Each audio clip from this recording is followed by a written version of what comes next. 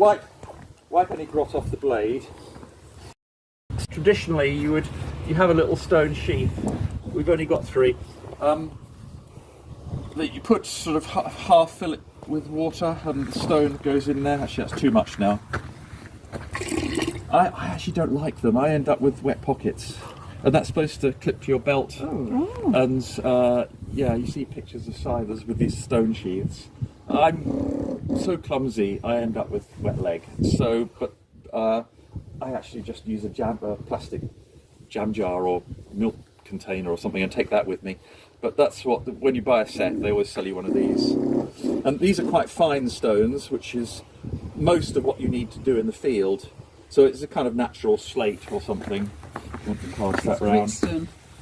It's gritstone. Gritstone. Thank you. You're a geologist. Right. Okay. From the Pyrenees, anyway. I think that one is. Yeah. Yes, it's very fine. In the field with us. We've also, when you buy a set, you also probably get when you buy a set from either Simon or the Welsh people, you get an artificial stone. It's got a bit muddy, of artificial carborundum. What is it? Is it aluminium oxide carborundum? Yeah. I think.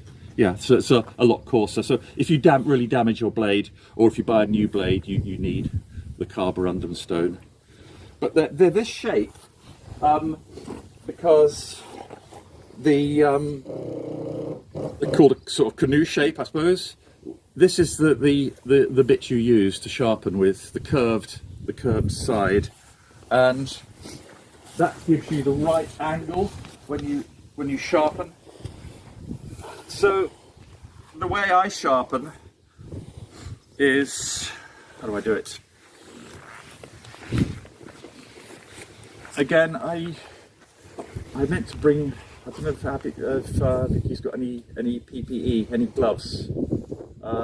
This is potentially one of the most risky things because your hand is getting quite near the blade. Also, I've got this hand is a bit sore, so I can't quite do it as fast. I've got some mend. You have? Okay, good. Well done. Yeah. I tend not to bother, but you know, I'll get, you know, I do get cut from time to time. So you put the curve, you rest the curved bit of the stone on the rib and on the bevel. So it starts off like that. And the movement, you're pulling it back towards yourself with a bit of force and a kind of circular motion to do this side. So some people, a lot of people, do both sides at once. Flick, flick, flick, flick. I prefer to sharpen this side and then this side. It's a bit slower, but I haven't got the knack for doing that kind of flicking motion. So it's hold the rib, and you're pulling it down the blade a few inches, and your top hand should try and follow to give the blade some support. Now, as I said, I've got a sore hand, so I'm being very slow. Then the back of the blade, it's a very light touch, and you're just dragging it across. You're not putting any pressure because we want this bevel to be flat. So I don't know if you do woodwork, you sharpen a plain blade or a chisel, it's only sharpened on one side, and the back you keep flat.